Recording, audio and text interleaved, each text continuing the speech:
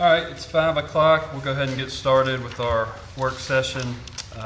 Get ready, get prepared for our council meeting next week. We will have a proclamation for National Hospice and Palliative Care Month that the mayor will have for us, and then we'll have a presentation from the Alabama Forestry Commission in Tree City, USA next week. We'll start with approval of minutes, October 10th, 2022, 5 p.m. council work session, October 17th, 2022, 9:30 a.m. council work session, October 17th, 2022, 10 a.m. council meeting, and October 21st, 2022, 10 a.m. special called council meeting. Any questions? All right, set public hearings, ordinance number 224539, approved zoning request 140922 for property located at 2319 Old Moulton Road Southwest to be zoned M1A Commercial Expressway District.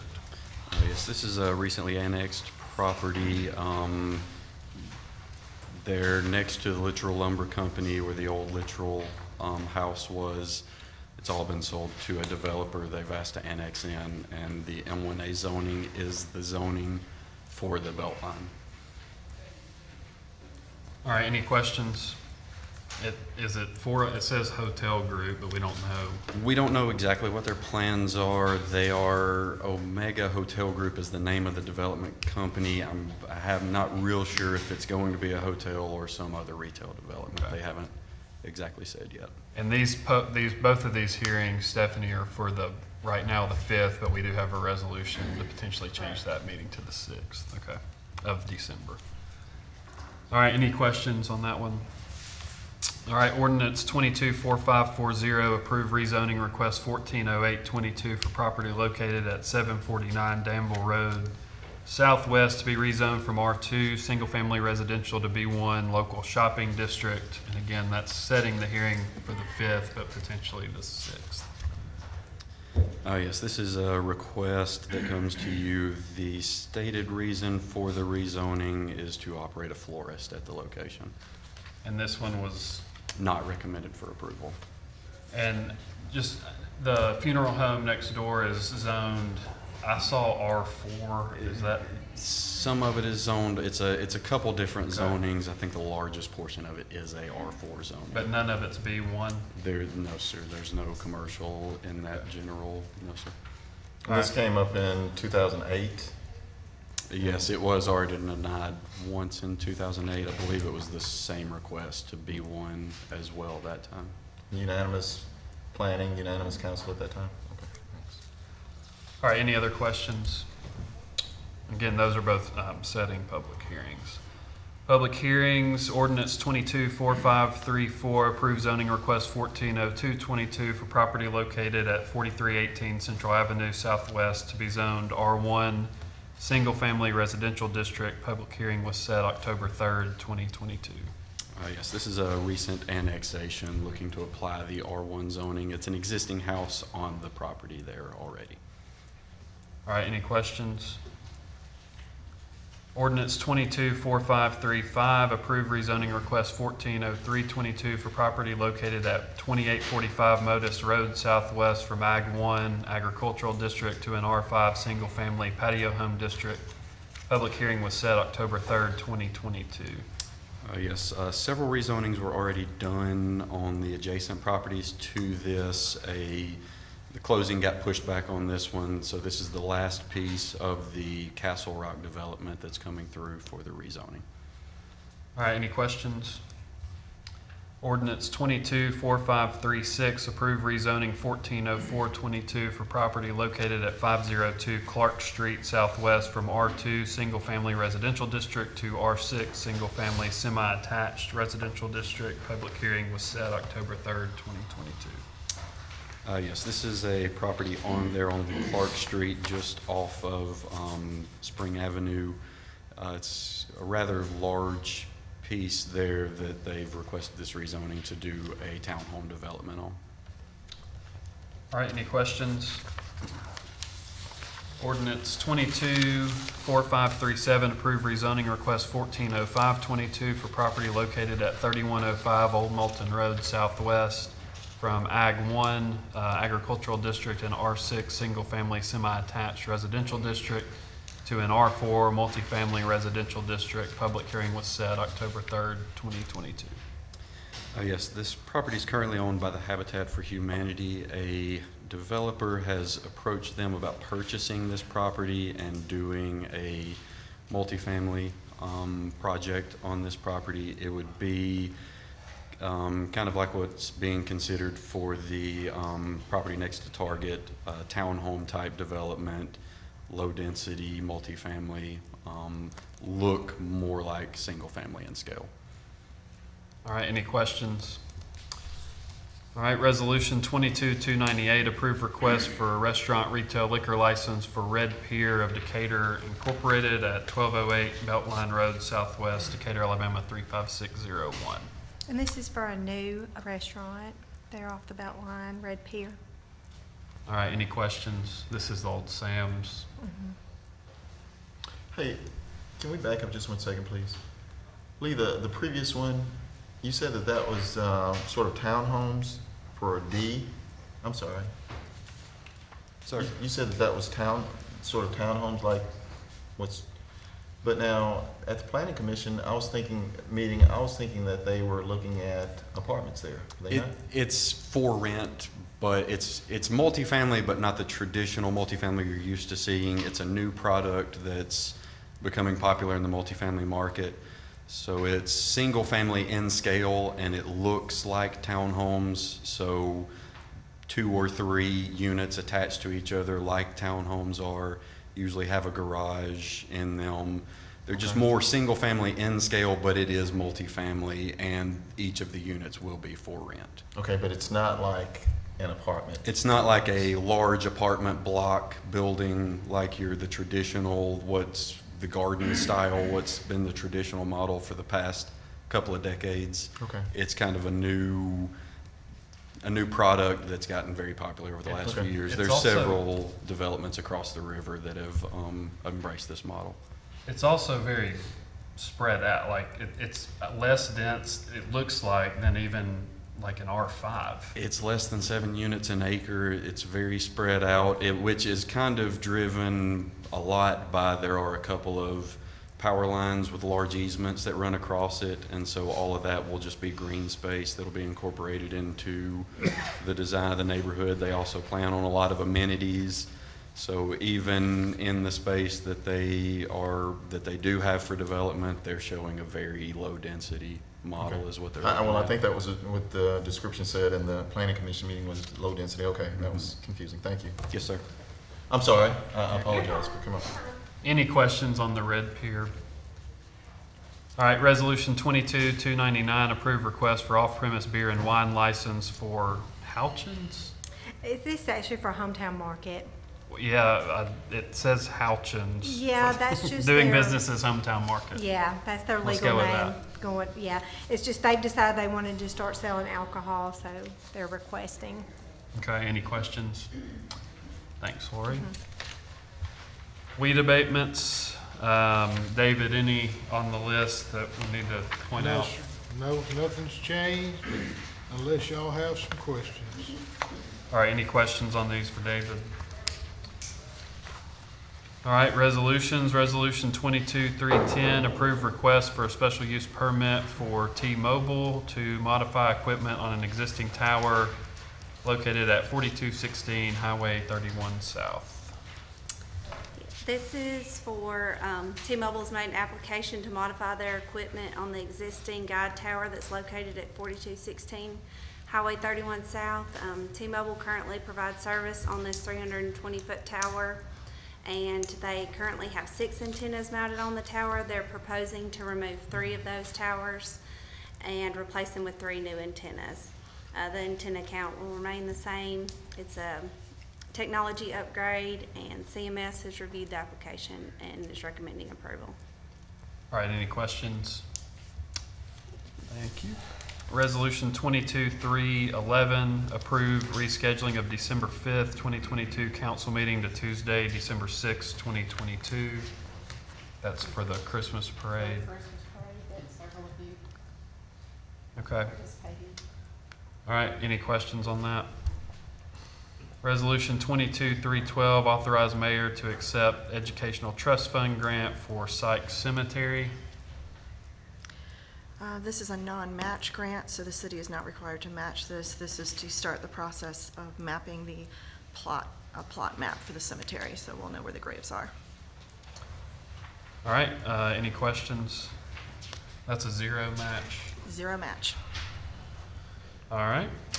Resolution 22-313, approve fee schedule adjustment for applications made to the planning department. Yes, it's been several years since we have adjusted the fees for the applications made to the planning department. In your packet should have been a comparison of what the current fees are and what we would like to move to, as well as what a couple other cities are around us, just for some perspective that it seems like a large jump. That's because we haven't addressed this in quite a while, but this does bring us in line with what other cities around us are charging for these items. All right, any questions?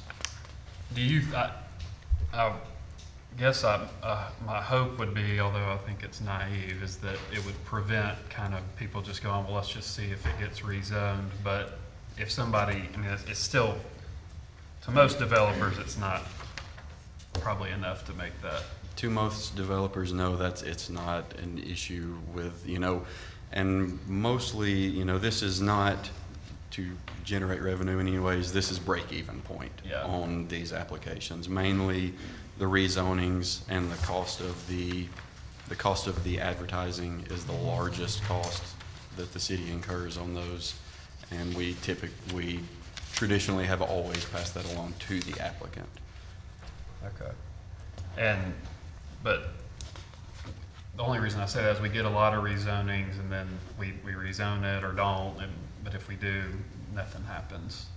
But we still probably would see that. All right, any other questions?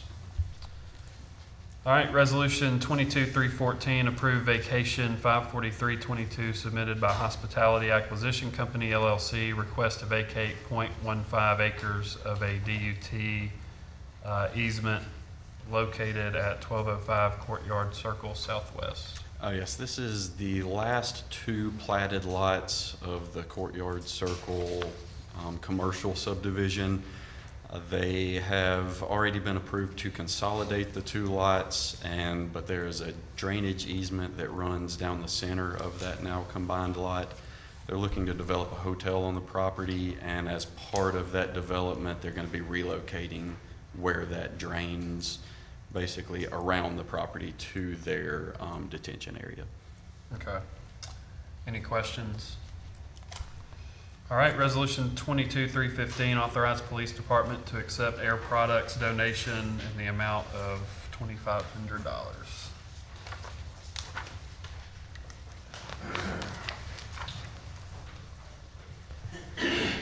Good evening, Mayor, Council, Chief Pinion. This is the normal grant that we receive for our ACES program yearly through them. So, Any questions? Resolution 22-316, authorize mayor to execute DEA task force agreement. this is for our drug unit. We're authorizing to go, or wanting to go into the DEA task force to be able to come like an MOU with them. So, All right, any questions? Thanks, Chief. Resolution 22-317, approve budget amendment for miscellaneous engineering additional cost parking deck. Yes, Council, this is for a $20,000 amendment that just allows for any hidden costs. We had a bill come in from a engineer that was for a survey for the alleys, and it was for $4,000. So this just brings us some money over just to cover some hidden things we may not be seeing. All right, any questions? Thanks, Dane. Resolution 22-318, FY23 budget amendment funding of previously approved items and projects. Good evening, Council. This is the typical man in the yellow hat, Finance Department. This is the annual rollover budget amendment that we do. It just takes the items, the projects that had not been completed out of the unassigned fund balance when we close the books at year end, and then back into play for FY23. All right, any questions? So many. Resolution 22-319, award bid number 22022 for alley cutting services to L&L Outdoors. We should have stopped the live feed on that one. I'm Charles Booth, purchase agent for the city. This is a standing bid of ours that required a rebid, and L&L was the low bidder after this bid process. Is that a change on this one? Same No, as- that's current Same as bid. has been, okay. Any questions?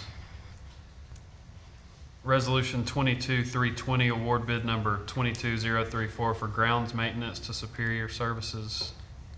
Here again, it was a standing bid that we had to rebid, and Superior was the lowest bidder on that one. All right, and It's that's our current bidder. for City Hall. City Hall, other areas runs all around the city. They've had that contract. All right, and then resolution any other questions? Resolution 22-321, award bid number 22036 for right-of-way maintenance to Thrive Outdoors. Again, a standing bid that required a rebid. Thrive is a new bidder, and we entered a new contract. Who had it, Ron? Kraft Lawn Correct, Service. thank you. Yes. All right, any questions?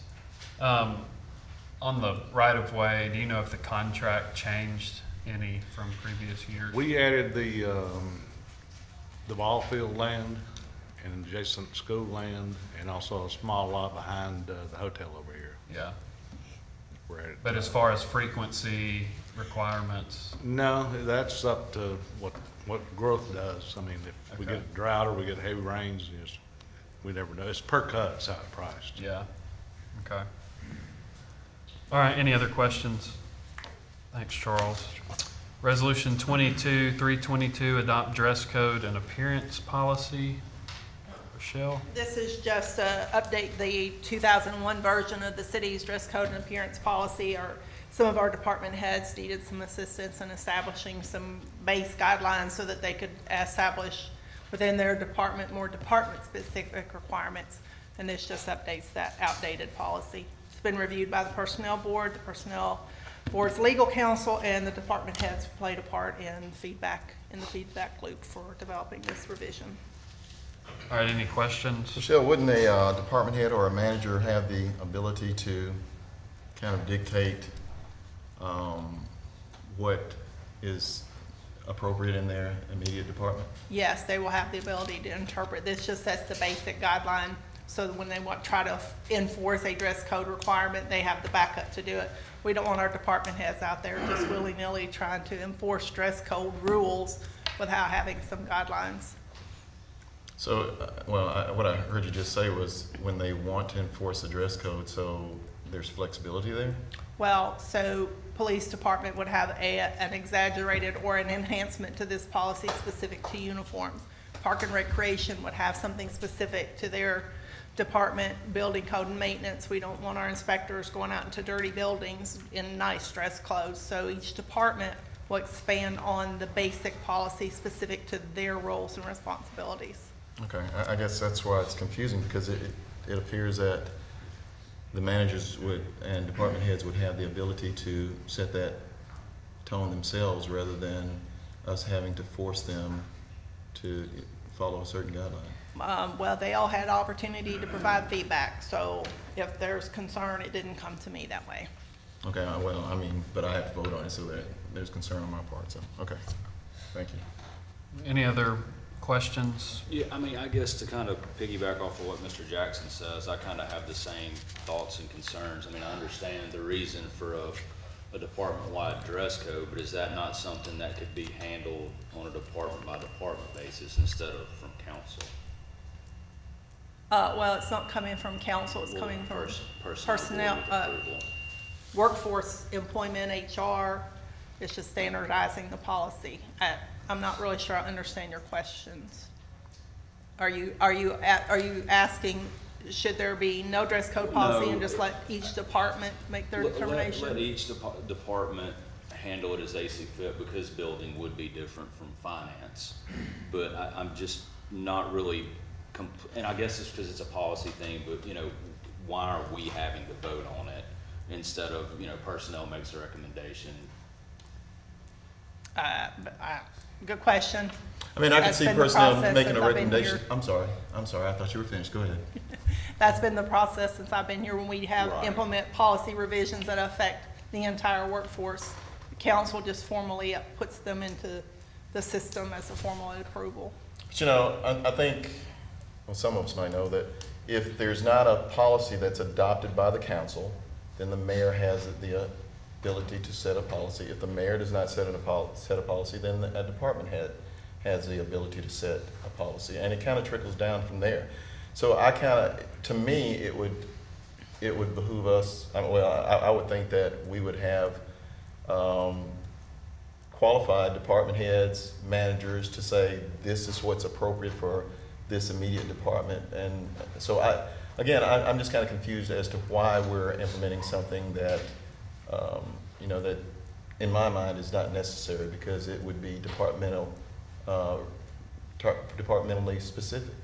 And so I don't know that. So I'm just kind of confused as to why we would move down that road. Well, we have a dress code policy that's citywide, 2001. We have I'm some familiar with department that. heads, given the changes in dress code philosophy and the up-and-coming workforce, tattoos, and all those things that go with it, that asked for assistance because they wanted to set some guidelines in their department.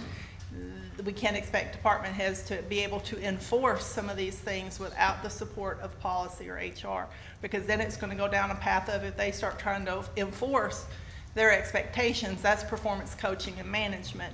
And then we go down the path of appeal process and all of that. That's true. This to me is just standard procedure. I think I hear what you're asking, and that's, I kind of have a question. I get what you're saying. There needs to be some type of standard to fall back on, but one of the requirements was no blue jeans except on Friday. But I also hear you say, hey, the guy going to do building code inspection probably needs to wear blue jeans. So that's like in direct violation of the dress code policy that we would be adopting.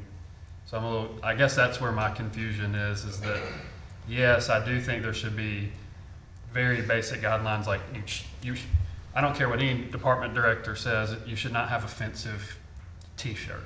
That's offensive to whoever. But there are other things that are appropriate for that department. But when it's prohibiting something pretty specific in what we would be adopting, then I don't know how you could then allow the director to be in violation of that prohibition, I guess. But, and I agree with you. I mean, I think that the department head, that no one should wear anything that's offensive. But I think too that, again, if there's not a policy set specifically by the council and trickles down, if it's not one specifically set by the mayor, then that department head and manager have the ability to set that. And if we have a department head or a manager that allows something offensive to be worn, then I think we should have the conversation with the department head. That's just my opinion on it. So anyway, or somebody should, not us, but somebody should have a conversation with the I department guess head. that's my question, Rochelle, is if it prohibits, I'm just using one example, but if it prohibits a certain piece of clothing in what we adopt, are you saying that the department head could say, no, because of our specific job, you can wear that? we do it all the time. So yes. Yes. Mayor can accept That's- that. We're not, we can revise the language Okay. again. But then if the code prohibits it, and the department head can come back and say, okay, but it's okay for you to wear it, then why have a code? That's what my question is. To me, that doesn't make sense if we've got a policy set in place by the council. If it's set in place, then it's hard and fast.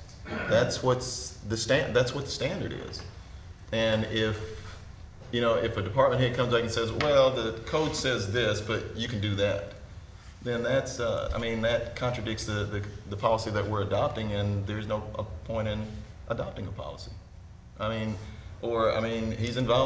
or she is in violation of our policy, and I don't understand why we're adopting it if we're saying, okay, but you can do what you want to do, or do it how you see fit. It was just an attempt to address and update a 2001 policy. If Okay. we're not, it's All right, not thank you. carved in granite, we can do whatever. Thank you. So if there's changes, well, that would probably have to go back before personnel. If there were changes to this that they adopted that we might want to consider. Yeah. Okay. All right, any other questions? I knew that would be a hot topic. Thank you, Rochelle. Oh, you got more. Resolution 22-323, reclassify Environmental Services Department equipment operator job titles to truck driver job titles. So we have, working with Daniel and working through the pay study, there I bring that up. It emerged that a solid waste personnel drive trucks, which is different than what street operators do, which is operate equipment. So he suggested that we modify those job classifications to specify that they are truck drivers. I agree with him. The market data supports that, and this is just the resolution to change those job classifications with no other changes to pay grade or job duties. That's to make it clear when recruiting. When recruiting, yeah. Okay. All right, any questions on that one? So it's just the name change? Yep, But the pay grade will be the same, nothing changes. right. Resolution 22-324, provide funding of Deerfoot Drainage Project right-of-way acquisition. Yeah, Herman March, city attorney, we determined that there was no money budgeted to acquire right-of-way in this project. So that's what this does. This allows budget to increase, to allow us to acquire the property from the owners, whether it be a negotiation or through the probate court. Okay, any questions? That's what this does. That just provides for those costs. All right, any questions? Resolution 22-325, approve Thomason Design Standards for Historic District Agreement. Caroline?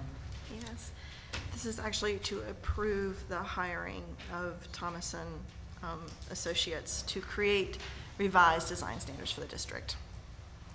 All right, any questions? All right, resolution 22-326, approve laydown yard agreement with Century Construction Group regarding college dorm project. Yes, so we have a number of contractors that are building on the block.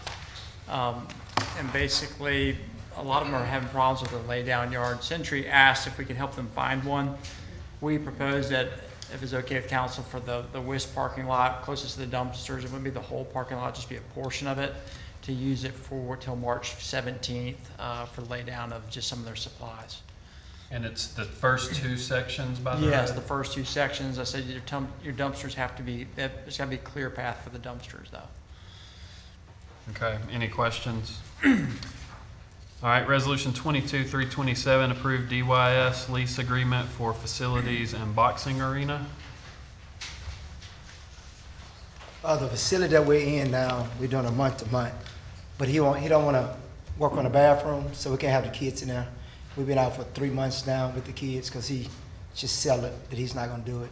He literally given us this month now to rig it out.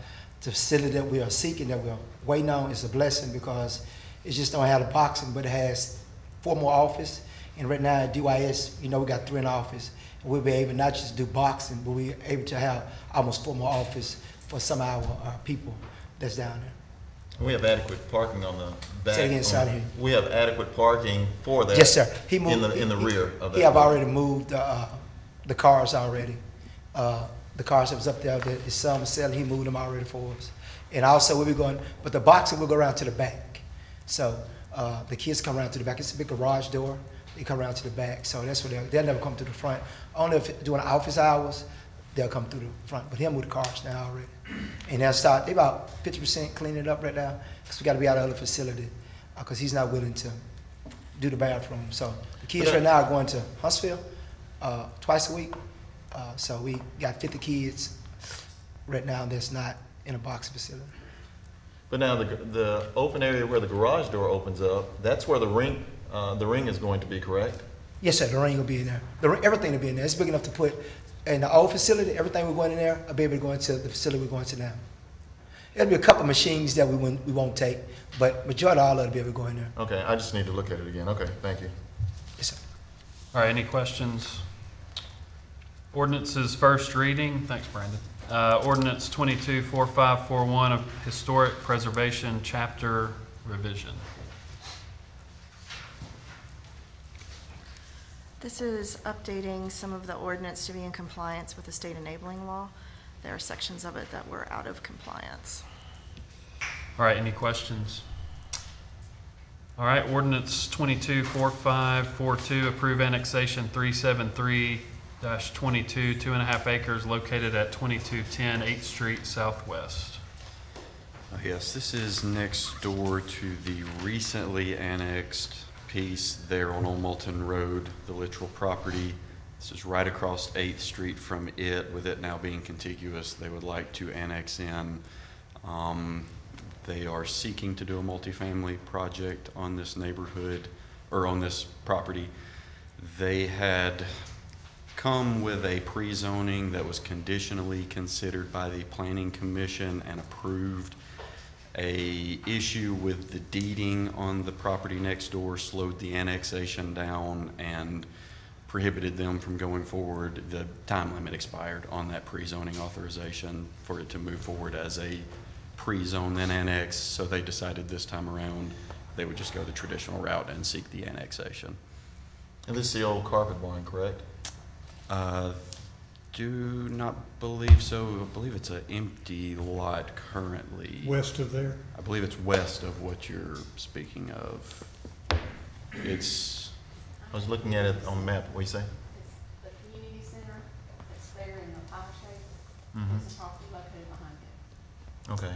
Yeah. When I was looking at it on the map, I was thinking it was the old carpet barn. yeah, the two properties that are being proposed for annexation, I believe, are empty currently. There is that one building on the front in that oddly shaped Okay. lot. And when we say multifamily, what are they talking? They've got enough room on the property, and they're proposing 3 quadplex buildings, basically, is what they're seeking to do. So a total of 12. I believe they were trying to find a layout that would allow them to do one more building. I'm not sure if they'll be able to do that or not with their size constraints. Okay, thank you. All right, any other discussion? Thanks, Lee. That's it for the agenda. Anything else from department directors?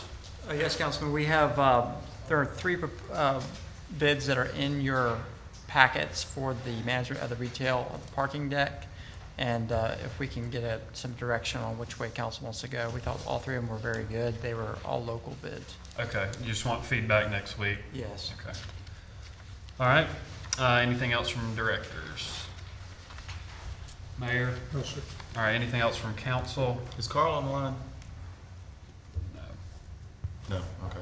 Well, maybe Dane, we had, in the past, we looked at our resurfacing and we just kind of prioritize those based on need. And when I guess when I look at Country Club that's being resurfaced now, it's hard for me to, literally hard for me to figure out how that is one of the top 10 or 15 worst streets in our city. So how did we, I'm curious as to how we got to that point. That's a good question. I'll have to ask Carl how we got to that point. Okay, I'd love to have an answer to that because we've got, There might have been some work by DU over there, but I have to double check on that. okay. No, there was work by DU. But there's been work by DU on lots of No, streets. I'm not saying, I'm just saying Yeah. that there was work at DU. I'm not justifying, I'm just answering Okay. there was. I yes. suppose like, but I'll check with Carl. I'd appreciate an answer to that. Thank you. All right, anything else from council?